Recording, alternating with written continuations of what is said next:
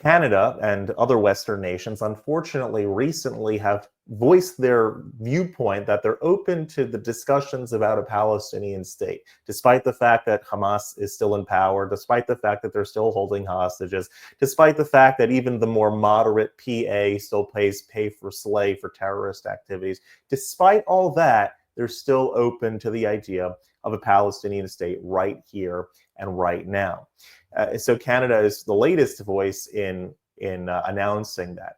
Check out this clip over here from a Canadian politician right after October 7th happened. And check out what he says over here in his assessment of what needs to happen following October 7th. It kind of puts things into perspective, looking at it in hindsight. So we'll watch this clip together and then talk about it. But first, hit that subscribe button over there in the corner. We'd love to stay in touch. Check this out.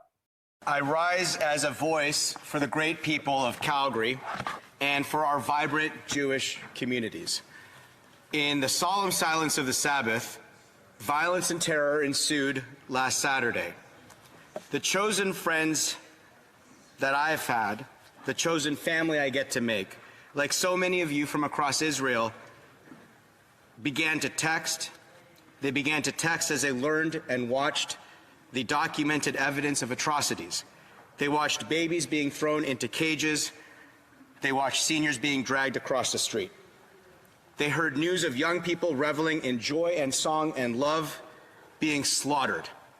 They watched wanton destruction of terrorists roaming the street of the country I've come to love in the many times I've had the honor to visit. And now 7 Canadians lay dead. I'm here just to say a few things. The first is, Israel has the right to exist. The Jewish people, as indigenous to the land, who through the modern state of Israel, tell the story of the most remarkable indigenous revival on planet Earth. And the world is long overdue in recognizing this Israeli legitimacy, this Zionism. Terror runs across the streets of this great country, this amazing, remarkable democracy. Its legitimacy, Mr. Speaker, is being challenged yet once again. Which brings me to my second point. Israel has the right and indeed the obligation to defend itself by itself. In 1948, the world's establishment had argued against its existence as less permanent than other nations.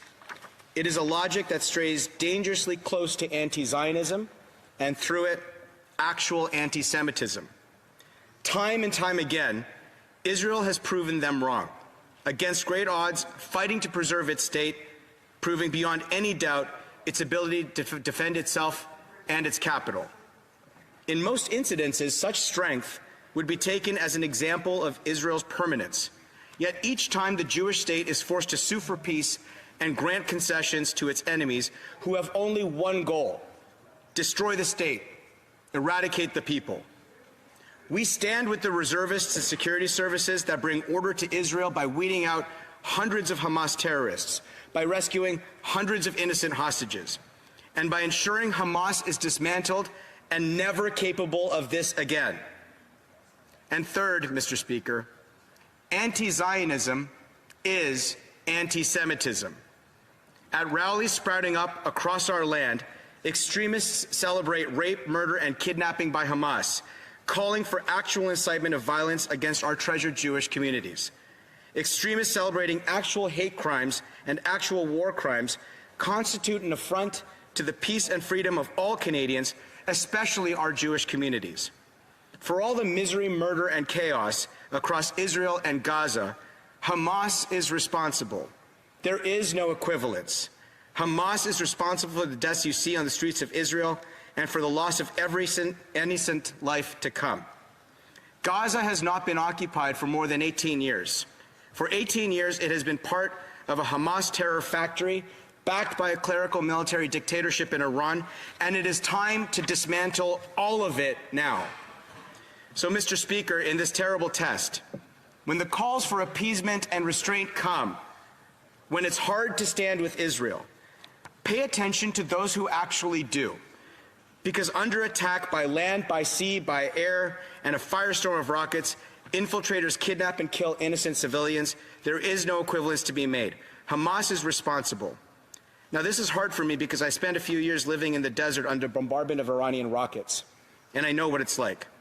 So in the hours and weeks, in the dark months ahead, in the trying times of our defining age, may the blessing of the memories of those who have been murdered over this last week, of those who have been sent to gas chambers, of those who through the millennia have survived, may their blessings fortify us to get this job done, because Am Yisrael Chai.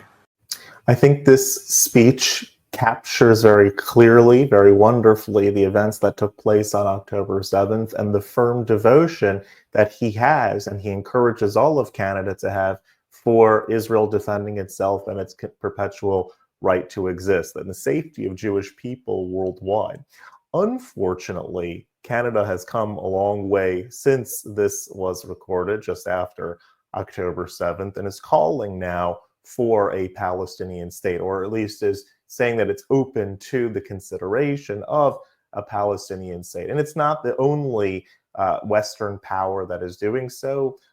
Several countries in Europe, Australia, and so forth have also made similar overtures. Unfortunately, I say unfortunately because Israel took international pressure in 2005, withdrew themselves completely from the Gaza Strip, immediately elected Hamas, took all of the international aid, billions and billions of dollars that could have been used to build Gaza into something very special, very beautiful, was instead make Gaza turn into a terror state filled with tunnels and missiles that were constantly antagonizing Israel.